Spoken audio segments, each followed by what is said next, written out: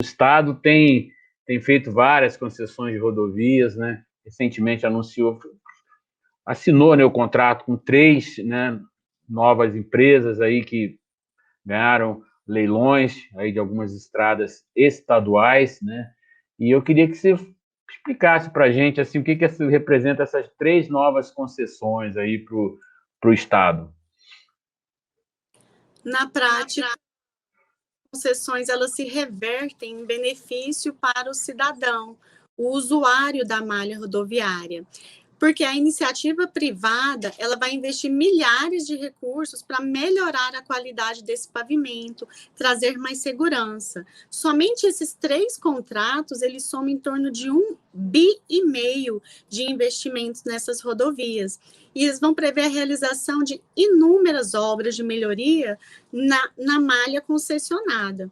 Em todos os casos, as concessionárias devem realizar serviços de recuperação, além de atendimento ao usuário. Eles vão implantar acostamento, vão implantar sinalização, passarela, baía de ônibus, serviço que aumenta a qualidade da malha, serviço que aumenta a segurança do usuário. Os pedágios, eles só vão ser cobrados a partir do término dos trabalhos iniciais, que geralmente é a partir do 2º ano que o contrato está vigente. Então, o que acontece? O que é reflexo disso? Aumenta a capacidade de tráfego, aumenta a segurança, como já dissemos, a rodovia passa a ter mais comodidade, a rodovia proporciona redução no gasto com combustível, inclusive. Isso resulta em quê? Redução do custo do frete, valor do insumo, especialmente no caso quando vai escoar a produção e no transporte de produtos. Muitas vezes as pessoas não pensam por esse lado da redução do custo do frete, pensa que só vai aumentar o custo do frete porque vai pagar a tarifa de pedágio, e muito pelo contrário, isso muitas vezes reduz o custo. As rodovias concedidas, elas têm potencial para o escoamento da produção agrícola, para o transporte da proteína animal, plantas de etanol, e contam com um grande fluxo de veículos. Elas demandam constantes investimentos em serviços de manutenção. Então, não é só pavimentar a rodovia, não é só implantar a rodovia, tem que manter, tem que restaurar, tem que conservar para que ela esteja apta a receber esse grande fluxo, fazer esse logístico adequado. A administração pública, ela não consegue atender sozinha essas demandas de manutenção e restauração e ainda assim avançar com obras novas. Mato Grosso tem 30 mil quilômetros de rodovias implantadas, dessas até o final desse ano a projeção é de quase 9 mil quilômetros de pavimentadas, porque no início do governo eram 7, e a gente não consegue pavimentar e manter todo esse restante que falta sem o apoio da iniciativa privada, através de concessão, de parceria.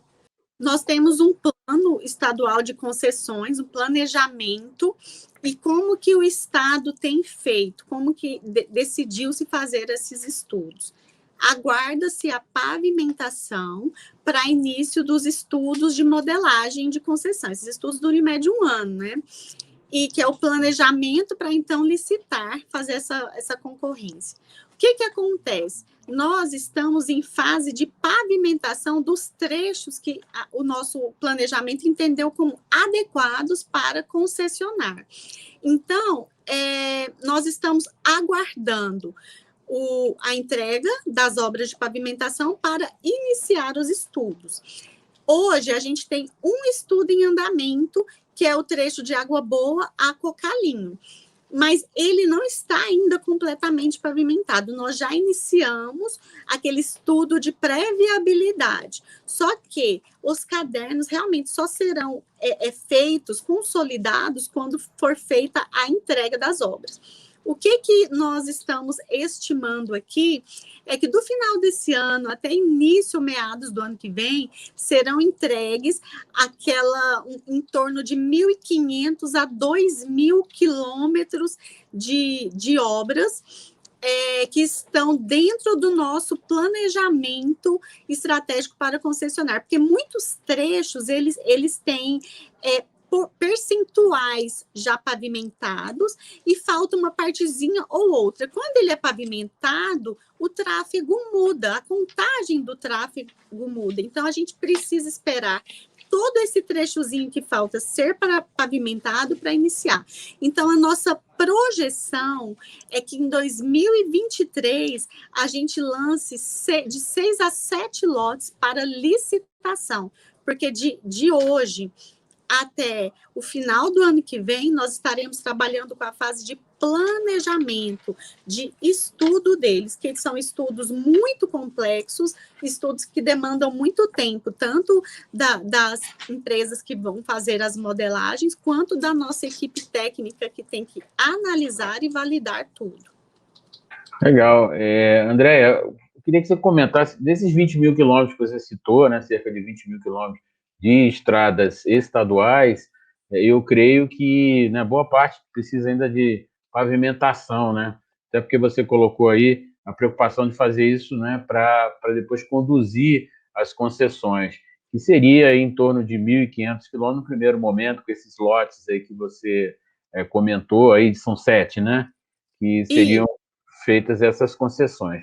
É um número expressivo, eu queria que você comentasse esse foco, né, do governo, do estado e do Mato Grosso com isso, né? Porque aqui no Brasil tem algumas concessões, aqui em São Paulo, onde está, tem bastante rodovia estadual também concessionada, alguma coisa no Paraná também, tem muita rodovia, né?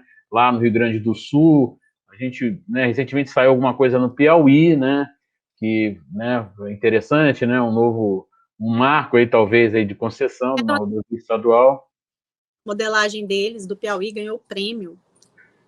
Então, eu queria que você falasse disso, né? Quer dizer, dessa posição de vocês dentro desse contexto de concessão no país, né? E o Mato Grosso dentro desse momento. O Mato Grosso, ele é um estado em pleno desenvolvimento. Nós temos uma produção muito grande e o que entrava ainda ela é esse logístico, é o transporte, porque tem muito potencial para crescer ainda. Então, esse governo, ele é um governo desenvolvimentista, ele focou no desenvolvimento do Estado. Ele quer que o Estado cresça de forma a que a nossa produção não seja apenas mais exportada em nível de matéria-prima bruta, ele quer que a gente não exporte mais somente o algodão, a gente passe a exportar o tecido, quem sabe.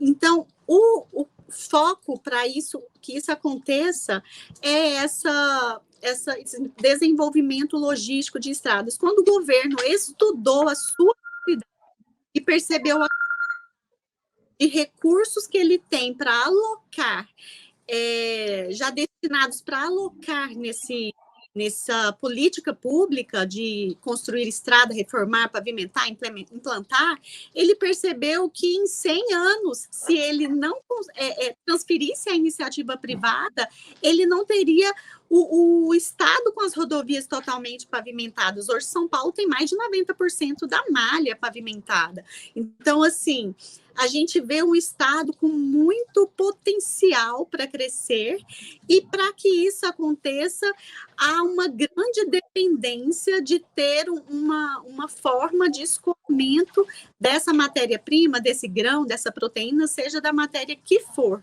Então, por isso que foi pensado esse programa de concessões, foi estruturado uma equipe, foi assim, esse planejamento ele veio de estruturação de equipe, capacitação,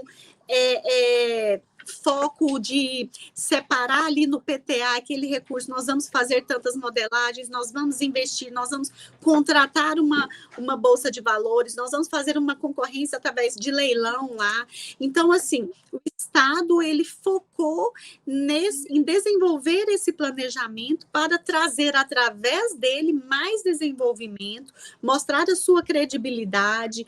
Hoje a gente tem modelagem, as modelagens novas, a gente atende a todos os requisitos de requisitos ambientais, que isso traz o quê? Traz mais facilidade para conseguir investimento internacional, determinados fundos, eles inclusive aportam a juros menores para financiar esse tipo de parceria, de concessão, quando é respeitada aquela questão do meio ambiente. Então, Mato Grosso, ele está buscando desenvolvimento.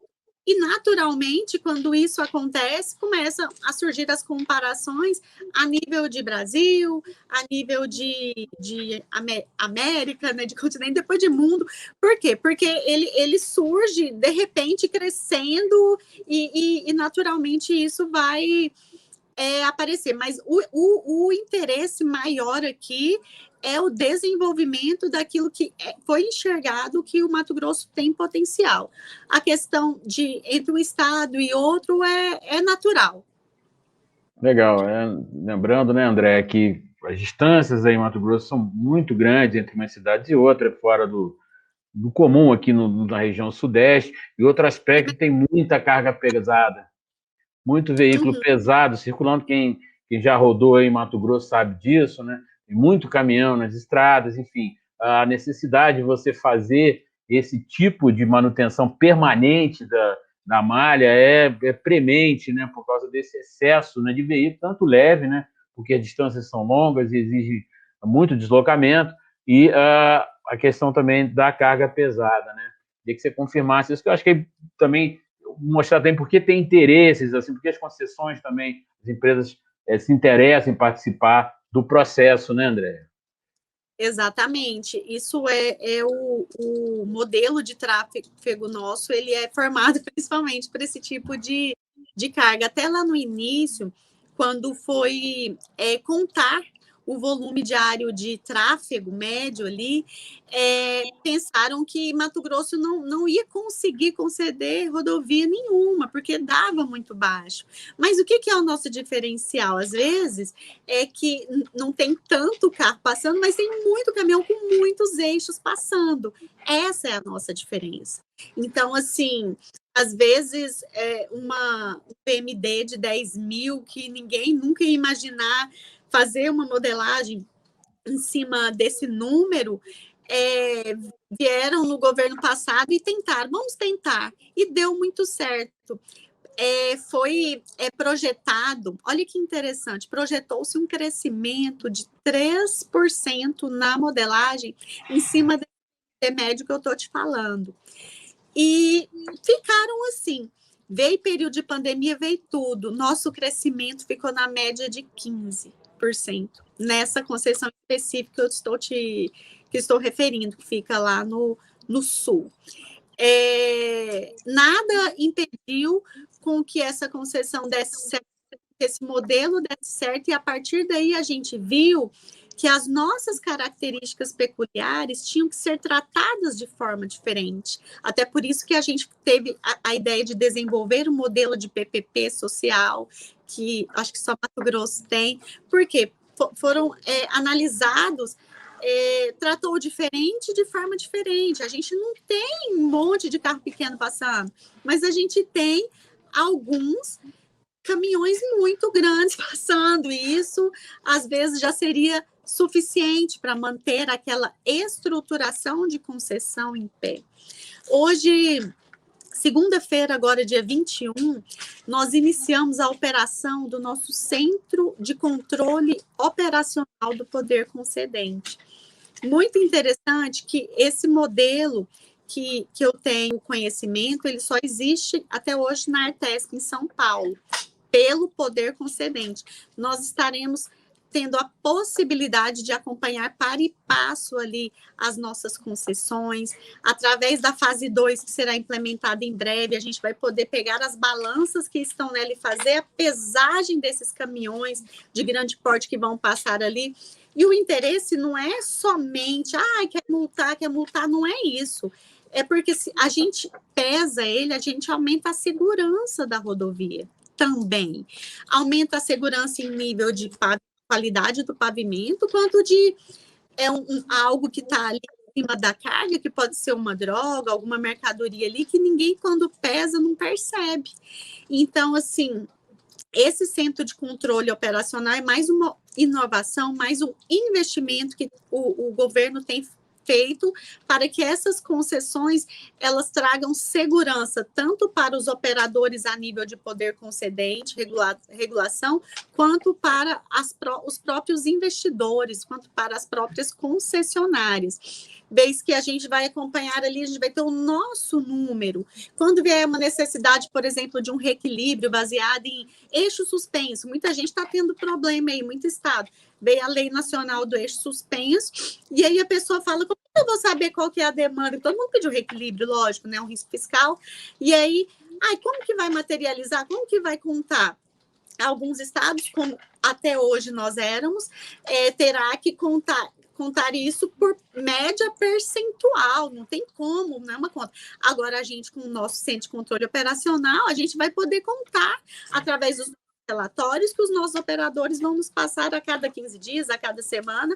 Então, se vier uma de reequilíbrio em razão disso novamente, nós teremos a plena convicção que a gente não vai estar dando nem a mais e nem a menos. Então, isso é muita segurança, muito mais. Isso é só um exemplo de muito mais segurança para todos aqueles que estão envolvidos com esse processo.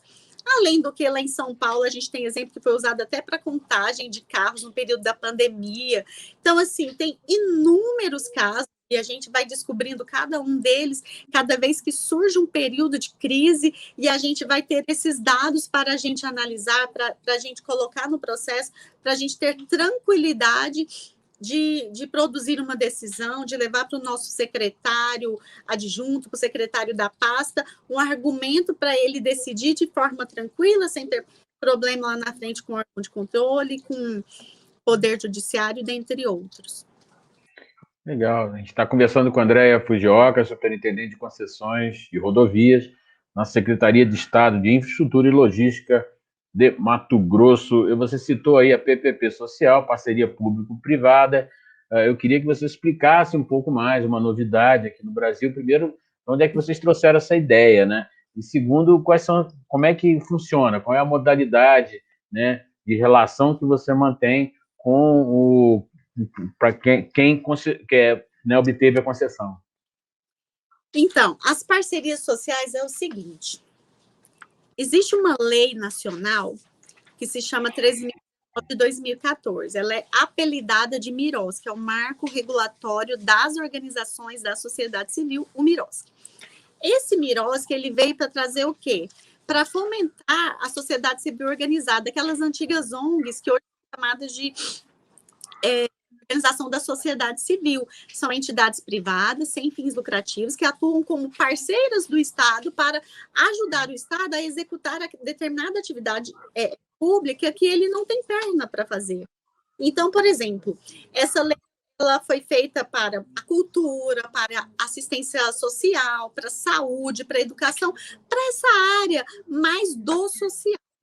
Aí, a gente também aqui no Mato Grosso tem, já existia desde sempre, as organizações, as ONGs, né, as associações que mexiam com obras de pavimentação de rodovia. Porque aqui a gente tem uma característica, quando a gente fala, né, das nossas peculiaridades, às vezes você roda 100 quilômetros e você está rodando na frente de uma fazenda de um só dono. Então, assim, se não passa ali o asfalto ali aos arredores da rodovia dele, da fazenda dele, ele tem muito problema com logístico, para levar o material que ele produz ali naquele latifúndio, né? Então, o que acontece?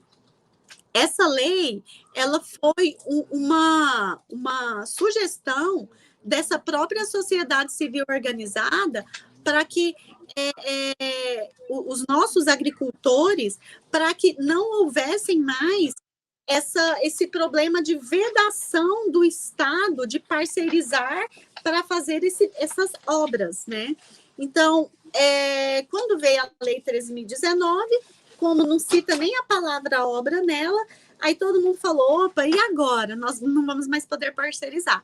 Aí veio o Estado e ele fez, baseado na 13.019, a Lei 10.861, ela é estadual. E aí ele autorizou que essas organizações da sociedade civil, elas fizessem parceria com o Estado para fazer obra de pavimentação, obra em estrada, obra de restauração, conservação, projeto, e ele veio e trouxe a super inovação, que é autorizar a transferência de estradas para organizações da sociedade civil colocarem lá uma pracinha de pedágio, cobrarem o pedágio e desse valor elas fazerem a manutenção da estrada. Ah, André, mas isso é uma concessão.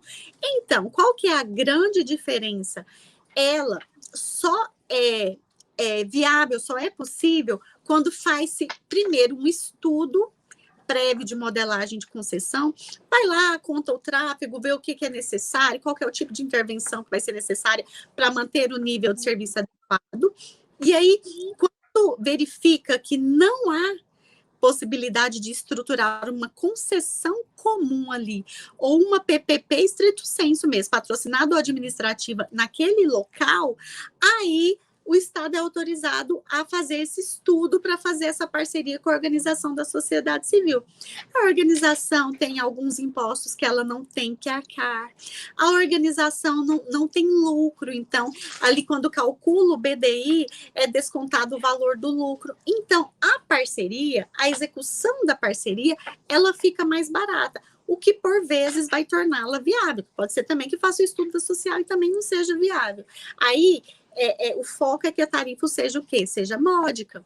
Por exemplo, a gente tem 2 sociais que a gente está em fase de transferência hoje, e a tarifa delas é R$ 5,90, a tarifa mais barata que nós temos aqui, porque a próxima de concessão, ela está no valor de R$ 6,30 e ela já vai ser o quê? Reequilibrada, já é objeto de reequilíbrio.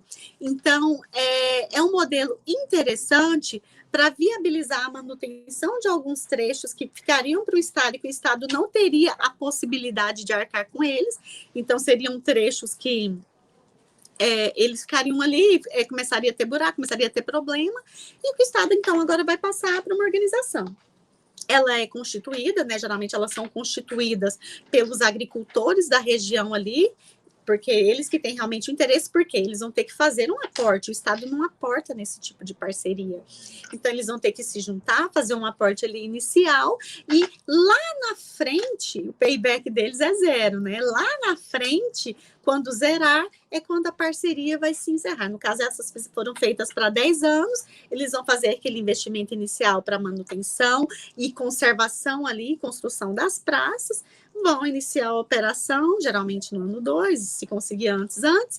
E aí, quando ela estiver encerrando lá no ano 10, é que através desses pedágios eles vão conseguir restituir o valor que eles aportaram lá no início. Então, é feito um estudo que também é bem complexo, mas não tão complexo quanto de concessões. Nesse caso, é feito um plano de trabalho, um modelo mais parecido com o convênio. Na concessão, é feito todo um plano de exploração rodoviária, é um pouco diferente.